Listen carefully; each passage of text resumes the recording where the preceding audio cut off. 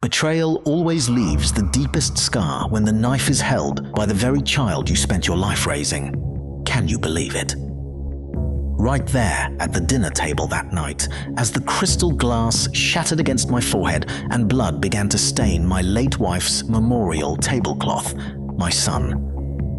Rowand didn't move a single inch to help his father.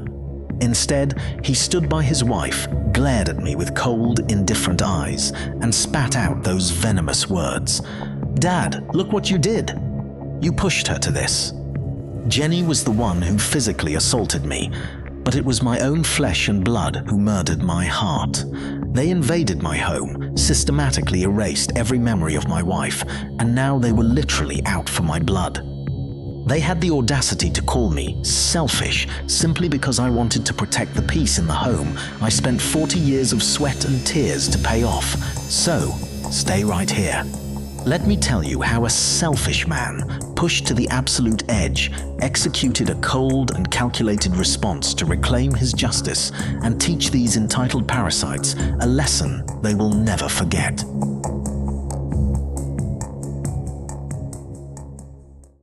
For 72 years, I have navigated the world through the quiet wisdom of books. As a retired librarian, I spent my life cataloguing the stories of others, shelving their tragedies and triumphs in neat, alphabetical rows.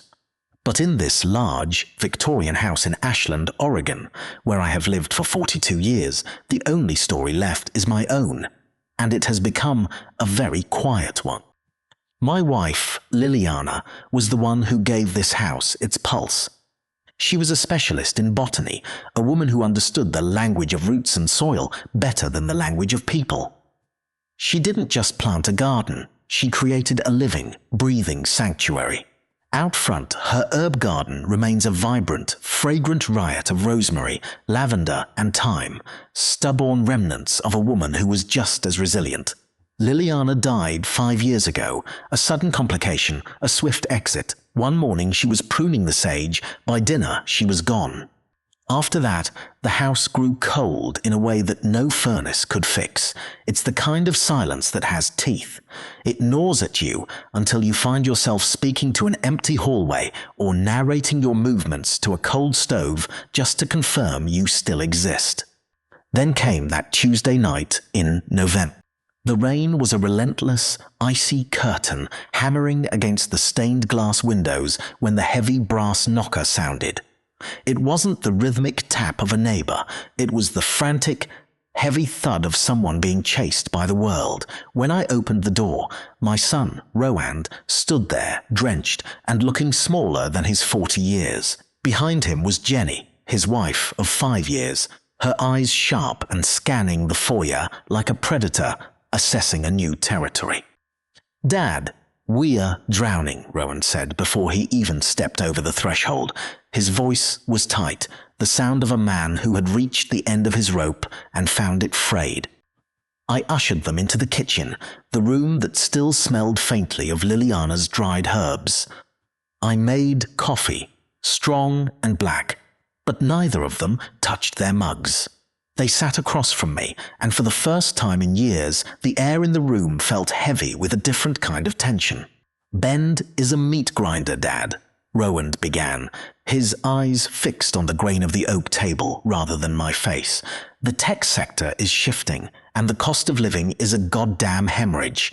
We're paying $3,400 USD a month for a one-bedroom apartment that feels like a coffin. We're bleeding out. Every paycheck is gone before we even see it." Jenny shifted in her chair. I remembered thinking at their wedding that she had a remarkable spine, strong and unyielding. Back then, I admired it. I didn't realize yet that a spine can be used to hold a door open or to plant a flag of occupation.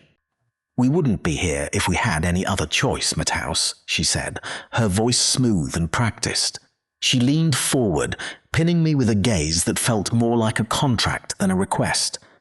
"We just need a bridge, maybe 2 years. If we can stop paying that insane rent, we can actually save for a down payment. We can start a life instead of just surviving. 2 years. My mind immediately catalogued the house. 4 bedrooms. 3 of them were filled with nothing but dust and the fading sense of the past. One was Liliana's old study, still holding her botanical sketches. Another was a guest room Rowan hadn't slept in since he left for college. I looked at my son, his slumped shoulders, the desperation in his eyes, and felt a wave of old-fashioned fatherly guilt. $3,400 a month is a crime, I muttered, shaking my head. How is anyone supposed to breathe under that? They aren't, Jenny snapped, her eyes flashing with a sudden, sharp bitterness. The system is designed to keep you underwater. We're just asking for a hand up, not a handout. We'll help with the chores, Matthaus. We'll keep the place up. You won't even know we're here. I should have listened to the warning bells.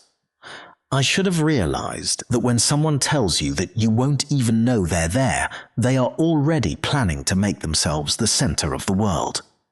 But the silence of the last 5 years had been a heavy, suffocating weight. I wanted the noise. I wanted the footsteps. I wanted to feel like a father again instead of a relic. Of course, I said, the words feeling like a massive weight lifting off my shoulders. This is your home, Rowan. It always has been. 2 years, 10 years, it doesn't matter. You stay as long as you need to get back on your feet. Jenny's demeanor transformed instantly. She reached across the table and squeezed my hand, her grip surprisingly strong. You're a lifesaver, Matthaus. Truly, we were so afraid you'd say no. I'm your father, I replied simply. I don't know how to say no to you. They moved in that weekend. A massive truck parked crookedly in the driveway, its ramp dropping like a heavy tongue onto the pavement. I watched from the porch as they hauled in boxes of modern furniture, sleek and grey, that looked jarringly out of place against the warm, aged wood of the Victorian foyer. I helped Rowan carry a heavy mattress up the stairs, the physical exertion making my old joints protest, but I didn't care. As we crested the landing, I felt something in my chest loosen for the first time in a long, long time. The house was no longer a tomb. There were voices echoing in the hallways. There was the hum of a television from the living room. There was the smell of something other than old books and dried lavender. This is good, I whispered to myself that night, sitting in my chair as I listened to the muffled sounds of them unpacking in the rooms above. This is how it should be. I thought I was saving them from the financial wolves at their door. I thought I was bringing my family back together. I didn't see the way Jenny was already looking at the walls, measuring the spaces where Liliana's things sat. I didn't notice the way Rowan avoided my eyes as he thanked me. I invited them in because I was tired of being alone. I didn't know that within months I would be hiding in my own bedroom, or that the lifesaver would eventually be the one being dragged under. I was a man who spent his life among books, and yet I failed to see the most obvious plot twist of all, that the people you love the most are the ones who know exactly where to twist the knife. As I drifted off to sleep that first night, the house felt warm. The footsteps above were a rhythmic, comforting drumbeat. For the first time in years, the quiet was gone. I fell asleep with a smile, unaware that I had just signed away the only piece I had left. The lifesaver was about to learn that some people don't want to be saved. They want to take over the boat. The first few weeks after Rowan and Jenny moved into the Victorian on Ashland were a deceptive mirage. I had convinced myself that the sudden clatter of plates and the hum of the television were signs of a house coming back to life. I felt a foolish warmth in my chest, thinking I was finally a father again, rather than a relic of a bygone era. But erosion doesn't happen with a roar. It's a slow, quiet stripping away of the ground beneath your feet until you realize you're standing on nothing. It started with the clutter.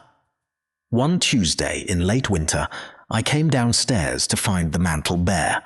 For 20 years, it had held Liliana's collection of hand-turned pottery, earthy, imperfect pieces she'd gathered from local artisans throughout her career as a botanist. They were the fingerprints of her soul left on our home. "Jenny, honey, where are the ceramics?" I asked, trying to keep my voice light. She didn't even look up from her tablet, her fingers dancing across the screen as she mapped out a new digital layout for the room. "Oh, those? I boxed them up and put them in the basement, Mathouse. They were really cluttering up the visual field. I'm going for a more curated, minimalist vibe down here. I hope that's okay." It wasn't a question, it was a declaration of conquest. I felt a sharp pang in my gut, but I swallowed it. "Pick your battles, Mathouse, I told myself. It's just clay and glaze." But it wasn't just clay. It was the way the light hit those pots in the morning, reminding me of Liliana's laughter. By March, the minimalism had spread like a cold fog. Jenny's eye for design became a weapon. She didn't just move things, she erased them. The most painful blow came when I stepped out onto the porch to check on Liliana's herb garden. My heart nearly stopped. The rosemary, the fragrant sage, and the thick patches of lavender, the plants she had studied and nurtured for decades, had been ripped out. In their place were sterile, identical shrubs and a layer of grey wood chips. "It was overgrown, Mathouse," Jenny said, stepping out behind me with a cup of designer coffee. "It looked like a jungle. This new landscaping gives the house much better curb appeal. It's clean, modern." I looked at the empty space where my wife's legacy used to breathe and felt a hollow ache. I was a stranger in my own yard. Inside, the kitchen became a tactical battlefield.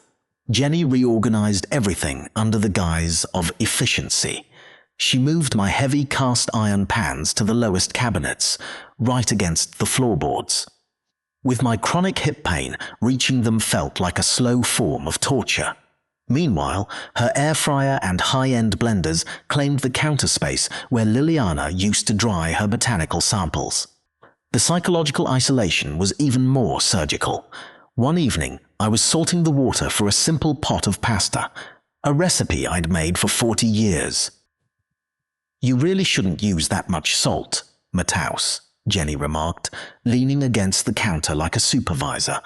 "It's terrible for your blood pressure, and honestly, it ruins the profile of the grain."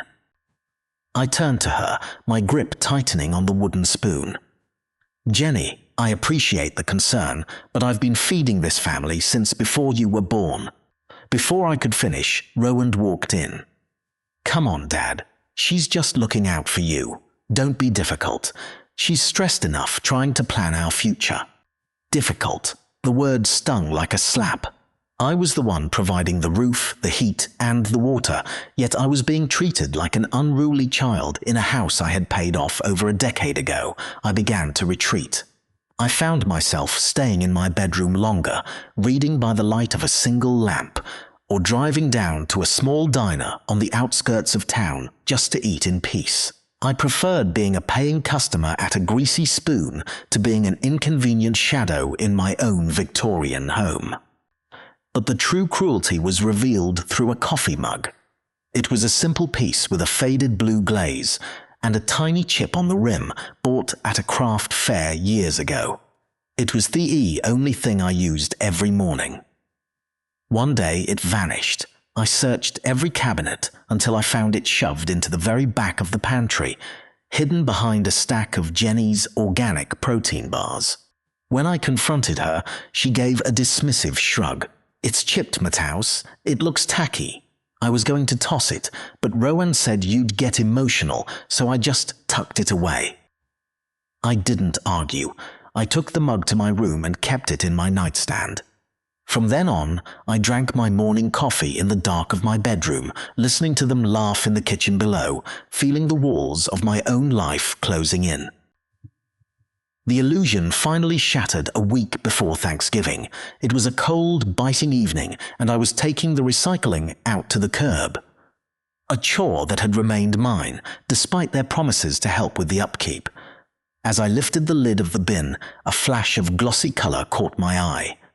I reached in and pulled out a thick, high-quality brochure for a luxury resort in Aspen. It wasn't just an advertisement. Tucked inside were printed confirmation slips. 7 nights, deluxe ski suite, lift passes included.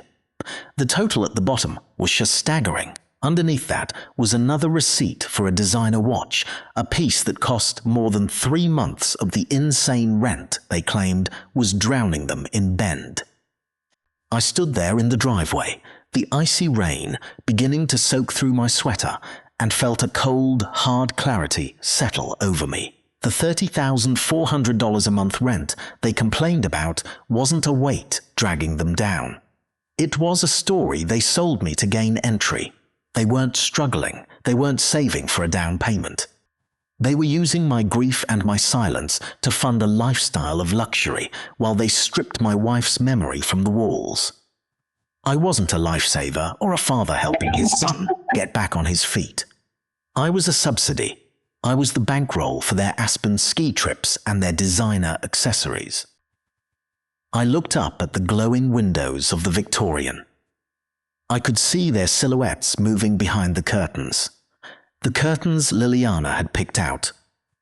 They were laughing. They were comfortable. They thought they had successfully managed the old man into submission. I didn't go inside and scream. I didn't confront them right then. I walked back to my room, sat in the dark, and listened to the house. The footsteps above didn't sound like family anymore. They sounded like intruders. The 2 years they had asked for now felt like a prison sentence.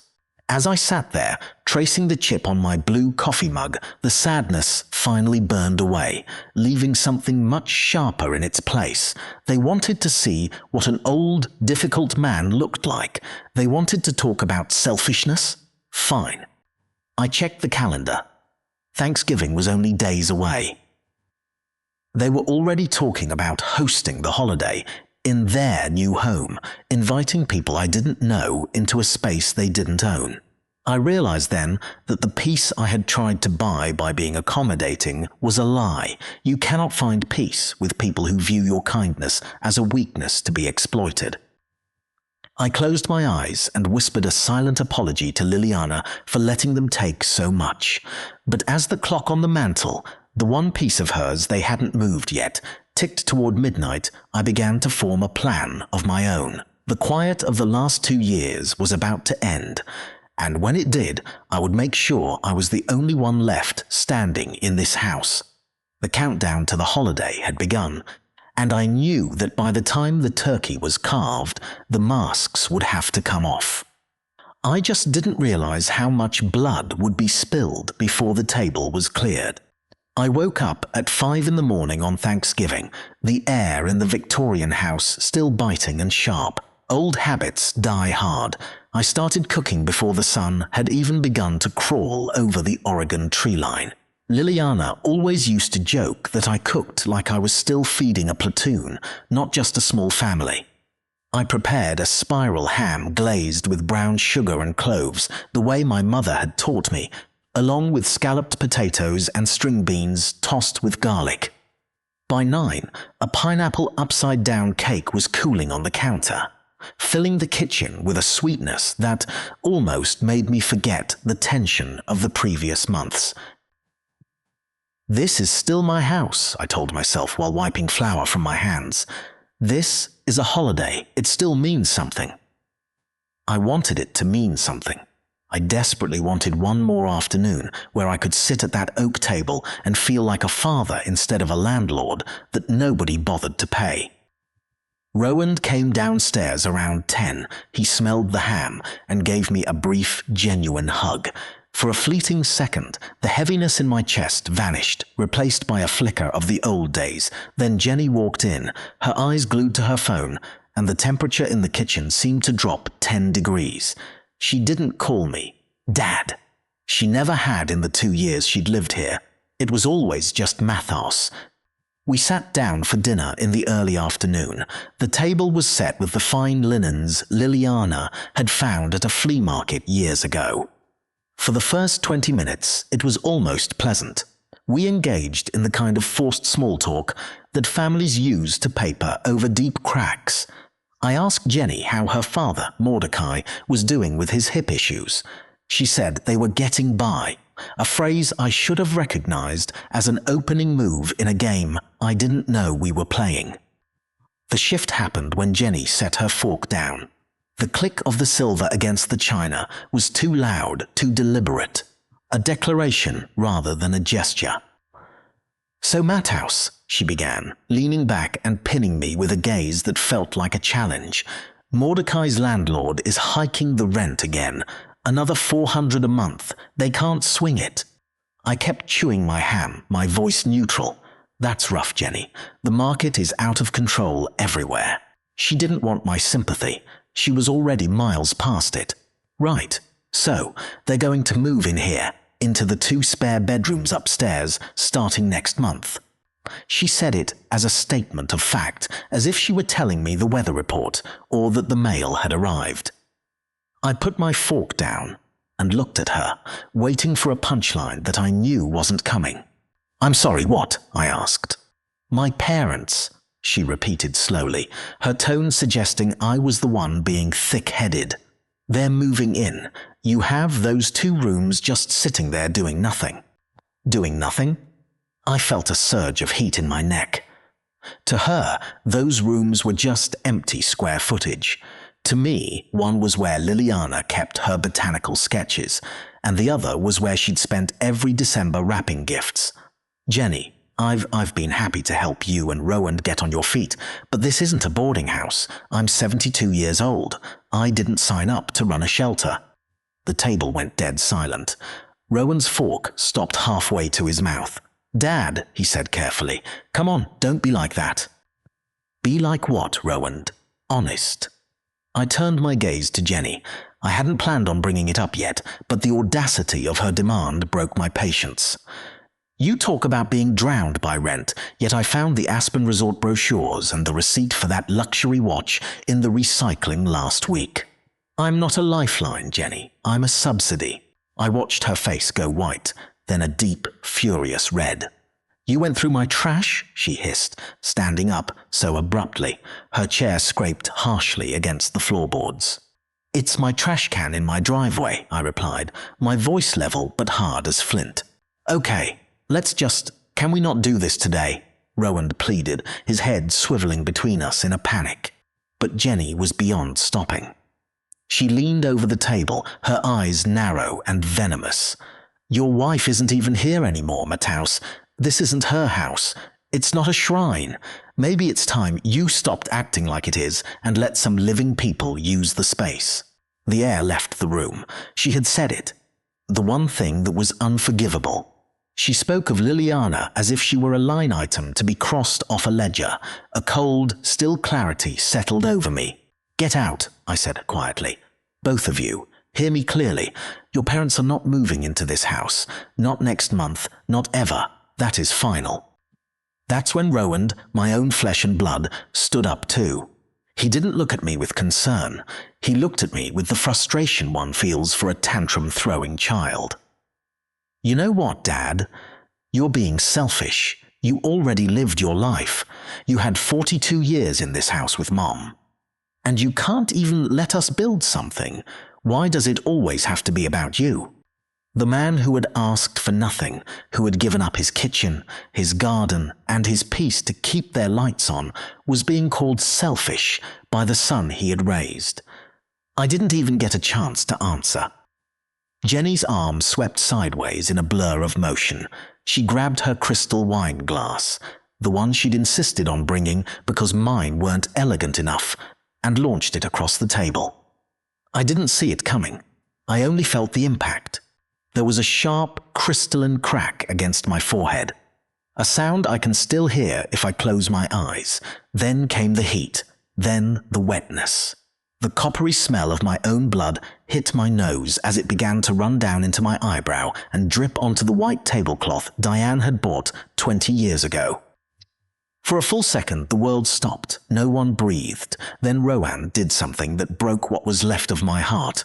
He didn't come to me. He didn't grab a towel. He didn't ask if I was okay. He turned to Jenny, put his hands up, and said, "Whoa, whoa. Hey, it's okay. Calm down," as if he was soothing a startled animal. Then he looked at me, blood literalizing the betrayal as it soaked my collar, and had the audacity to say, "Dad, look what you did. You pushed her to this. You had to push."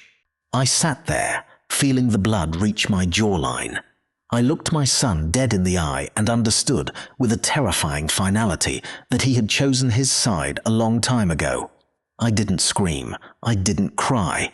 I stood up, grabbed the kitchen towel off the oven handle, and pressed it hard against the gash on my forehead. "Dad, wait, where are you going?" Rowand called out as I walked toward the door. I didn't answer him. I grabbed my keys and walked out into the cold November afternoon, the white towel already blooming with red. I drove myself to the Central Cascade Medical Center, every red light feeling like a countdown. The nurse in the ER took one look at me and skipped me straight to a bay. 6 stitches. That was the price of my selfishness. While the doctor threaded the first stitch, I pulled out my phone. My hand was shaking, but my mind had never been clearer. I opened a text thread with Alaric Vance, the lawyer who had handled Liliana's estate. "Alaric, I'm in the ER. Jenny threw a glass at my head tonight. Rowand is covering for her. I want to press charges and I need an emergency protective order filed the second the courthouse opens tomorrow. I want them out. I'm done." I hit send before I could talk myself out of it. As I sat back in that hospital bed, the throbbing in my head matching the rhythm of my heart, I felt a strange sense of calm. They wanted to know what a truly selfish man looked like. They were about to find out. I had spent 2 years apologizing for existing in my own home, but as the anesthesia numbed my forehead, the apology died with the silence. I was done being a shadow. I was ready to be the owner of the house again. The drive to Central Cascade Medical Center was a blur of neon streetlights and the rhythmic thumping of my own heart. I remember every red light along the way, the silence of the car cabin feeling heavy, almost suffocating. I held a blood-soaked kitchen towel against my forehead with one hand, steering with the other. My mind wasn't on the pain of the gash. It was on the calculated coldness in Rowand's eyes. He hadn't reached for me. He had reached for the woman who had just split my skin open with a crystal shard. When I walked into the emergency room, the intake nurse took one look at me, pale, blood-matted hair and a stained collar, and skipped the paperwork. They moved me straight to a bay. While a doctor named Miller cleaned the wound, he kept asking, his voice low and gentle, "Mr. Thorne, can you tell me exactly how this happened?" I told him the truth. I am a librarian. I don't know how to fictionally spin a tragedy. I told him about the Thanksgiving dinner, the argument over the spare rooms, and the wine glass Jenny had launched like a heat-seeking missile. I told him how my son stood over me and told me I was the one who had forced her hand. Dr. Miller didn't say much, but his jaw tightened as he threaded the first of 6 stitches into my brow. While they worked, I pulled out my phone. My hand was shaking, a tremor born of adrenaline and a sudden, sharp clarity. I opened a text thread with Alaric Vance. Alaric had been more than just the lawyer who handled Liliana's estate. He was a man who understood the value of a quiet life. "Alaric, I'm at Cascade Medical. Jenny threw a crystal glass at my head tonight. I have 6 stitches. Rowand is protecting her and blaming me. I'm done. I want to press charges, and I need an emergency protective order filed the moment the sun comes up. I want them out of my house." I hit send. There was no going back. The lifesaver they had called me when they moved in was officially retiring. As I sat back in that sterile hospital bed, the local anesthesia numbing my forehead, I felt a strange, icy serenity. For 2 years, I had been apologizing for existing in my own home. I had shrunk myself to fit into the corners of my life so they could have the center stage. But as the blood dried on my shirt, I realized that some people don't want a home. They want a host to feed on. I returned to the Victorian house around 2 a.m. It was dark and quiet, the kind of stillness that felt like a lie. They were upstairs, likely asleep, convinced they had managed the old man back into his place. I didn't go to my room. I sat in my high-backed chair in the living room, staring at the empty space on the mantel where Liliana's pottery used to be. I didn't sleep. I just watched the shadows move across the floor as the moon crossed the sky. What I didn't know then, and what the sources confirm, is that the hospital staff, as mandated reporters, had already contacted the Ashland police. 2 officers had arrived at the hospital while I was being stitched up, taking photos of my face and recording my statement. By the time I was sitting in my dark living room, the gears of the legal system were already grinding. Monday morning arrived with a crisp, indifferent sunlight. At 8 a.m., Alaric called. "Mathhouse, the hospital report and the photos are more than enough. I'm filing the EPO and the eviction papers now. Don't talk to them. Don't even look at them. Just wait." I sat on the porch with a cup of coffee, the blue-glazed mug with the tiny chip that Jenny had tried to banish. I watched the neighborhood wake up. My neighbor, Mrs. Gable, stepped out to get her mail, giving me a curious look. I just nodded. I was waiting for the noise to return, but this time it wouldn't be the sound of footsteps I had invited in. At exactly 11:15 a.m., the silence of our street was broken. 3 cruisers turned the corner, 2 from the sheriff's department and 1 local Ashland unit. They didn't use sirens, but the flashing lights reflected off the Victorian windows like a strobe. Neighbors' porch lights flicked on. People stepped out onto their lawns. I didn't move from my chair. I just watched as the officers walked up my path. They didn't knock like guests. They hammered on the door with the authority of the law. Rowand answered the door in his bathrobe, his face shifting from sleepy confusion to sheer terror in the span of a heartbeat. Behind him, I could see Jenny, her eyes wide, still in her silk pajamas, the ones she probably bought with the money she saved by not paying me rent. "Jenny Thorne?" the lead officer asked. "You're under arrest for aggravated assault with a deadly weapon."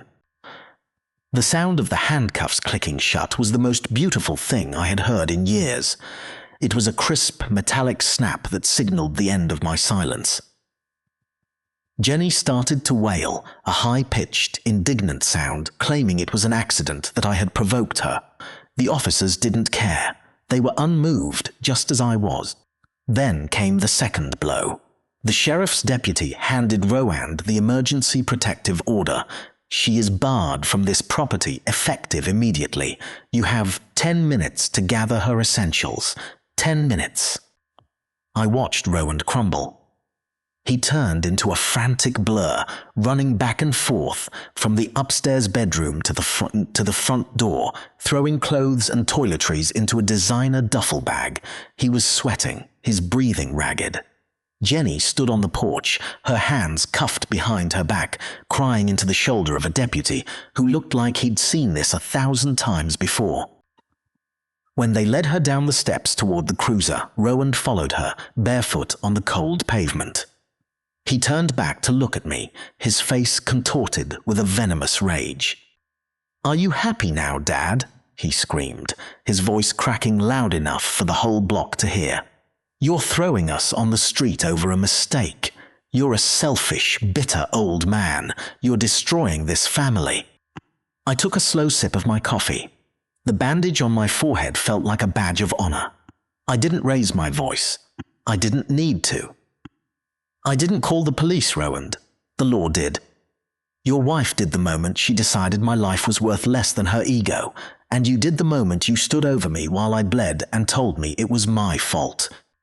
The cruiser door slammed shut. They drove her away, leaving Rowand standing in the driveway, holding a duffel bag and looking like a man who had finally realized the ground had vanished beneath him.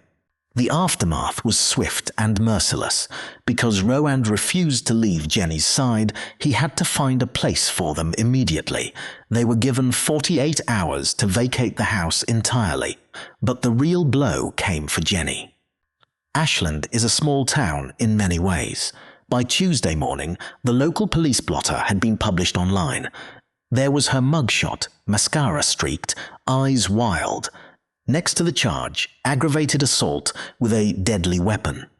Jenny's career as a premium interior design consultant relied entirely on her image of sophisticated, minimalist grace. That image shattered like the wine glass she'd thrown. One of her firm's major clients saw the blotter and sent the link to her managing partner. By Wednesday afternoon, Alaric informed me that Jenny had been placed on indefinite, unpaid suspension.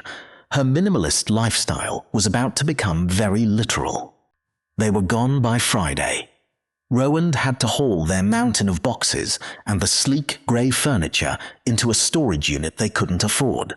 They ended up in a tiny studio apartment above a pet grooming shop, a place that smelled of wet fur and industrial soap, along with Jenny's parents, who had no choice but to cram into the same suffocating space.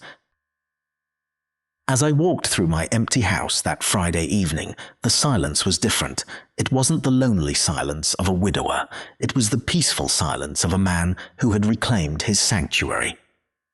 I went to the basement, found the box labeled Clutter, and began placing Liliana's pottery back on the mantel, one piece at a time. The house felt like it was breathing again, and for the first time in 2 years, I didn't feel like a ghost in my own home. I felt like the master of it. 6 weeks have passed since the night the crystal glass shattered against my forehead, and with it, the last remnants of my patience. The Victorian house in Ashland has finally stopped vibrating with the frantic, entitled energy of people who viewed my kindness as a weakness to be harvested. Silence, once my most feared enemy after Liliana died, has returned, but it is no longer the hollow, biting silence of grief. It is the heavy, golden quiet of a sanctuary reclaimed. I spent the first few days after the eviction just sitting. I would sit in my old armchair, the one Jenny said smelled like a nursing home, and I would simply breathe. For 2 years, every breath I took in this house felt like it was being taxed. Every movement was scrutinized, every habit critiqued. Now, the air belongs to me again. The news of their new life filtered back to me through Alaric Vance and the occasional hushed whisper from neighbors. They hadn't gone far, but they had fallen hard. Rowand, Jenny, and her parents, Mordecai and his wife, were now crammed into a suffocating studio apartment located directly above the Pampered Pooch, a local pet grooming shop. The irony was almost poetic. Jenny, the woman who demanded minimalism and curated spaces, was now living in a room where the walls were likely thin enough to hear every bark and whine from below. 4 adults sharing one cramped bathroom, living out of half-unpacked boxes because there simply wasn't enough floor space to breathe, let alone decorate. Their finances were a scorched earth. Between the legal fees Alaric had hammered them with, the court costs from Jenny's assault charge, and the loss of her steady income after the police blotter went public, they were hemorrhaging what little cash they had left. Rowand's software sales job couldn't cover the lifestyle they had grown accustomed to while living off my subsidy. They weren't saving for a house anymore. They were struggling to buy groceries. One evening, about a month into my new piece, I was sitting on the back porch. The herb garden was still a scarred patch of grey wood chips, a reminder of Jenny's modern vision. I had already ordered new seeds, lavender, rosemary, and thyme. I was going to plant them exactly where Liliana had them, down to the inch. My phone buzzed on the side table. My heart didn't even skip a beat when I saw Rowand's name. I didn't feel the old surge of guilt or the desperate need to fix things. I felt nothing but a cool, clinical curiosity. The message was long, a rambling, breathless plea that smelled of desperation. "Dad, please, we're drowning. The rent here is astronomical for what it is, and we're already short for next month. The smell of dog shampoo and wet fur is in everything we own. Mordecai's hip is getting worse because he has to sleep on a pull-out couch. There is literally no space here for anyone to breathe. We're at each other's throats. Please, you have those empty bedrooms sitting there. Just let us come back for a few months until we find a real place. We're sorry. Please, I'm begging you." I read it twice. I thought about the night I sat at the Thanksgiving table with blood running into my eye while my son told me I had pushed his wife to attack me. I thought about the 2 years I spent hiding in my own bedroom because I was an inconvenient ghost in my own home. I thought about the word Rowand had hurled at me like a curse in the driveway. Selfish. I typed back slowly, my hand as steady as a surgeon's. "You were right, son. I am being selfish, and I have never understood the value of that word more clearly in my life. Good luck." I didn't wait for a reply. I blocked the number, deleted the thread, and set the phone face down on the table. The lifesaver was officially out of service. I walked back inside and went straight to the basement. It took me an hour to find the boxes Jenny had labeled clutter. I carried them up one by one, my hip aching slightly, but the pain felt honest, not forced upon me by someone else's reorganization of my kitchen. I spent the rest of the night restoring the soul of the house. I placed Liliana's hand-turned pottery back on the mantel, arranging them exactly as they had been for 20 years. I brought her botanical sketches out of the dark and hung them back on the walls of the study. I found my old blue-glazed coffee mug, the one with the chip on the rim, and placed it front and center in the cabinet. When I was finished, I stood in the center of the living room and looked around. The Victorian didn't look modern or curated. It looked like a home. It looked like the place where a man had spent 42 years building a life with the woman he loved. The footprints of the intruders were gone. There was no air fryer humming on the counter, no designer bags cluttering the foyer, and no voices telling me I was difficult for wanting to be respected in my own sanctuary. I realized then that being selfish wasn't a sin. It was a boundary. It was the refusal to let your own light be extinguished so that others could live in a warmth they hadn't earned. I had spent my life as a librarian, protecting the stories of others. It was about time I protected my own. This story serves as a harsh reminder. Kindness without boundaries is not love. It is an invitation for exploitation. Family is a sacred bond, but it is not a blank check for disrespect or abuse. Never feel guilty for protecting the peace you spent a lifetime building. Sometimes, the most selfish thing you can do is also the most necessary, saying no to people who only know how to take. Thank you for listening to this journey of reclamation. If you found strength in Matthaus's story and want to see more content about standing your ground and finding justice, please hit that like button, leave a comment below with your thoughts, and don't forget to subscribe to the channel. Your support helps me bring more of these powerful stories to life. See you in the next one.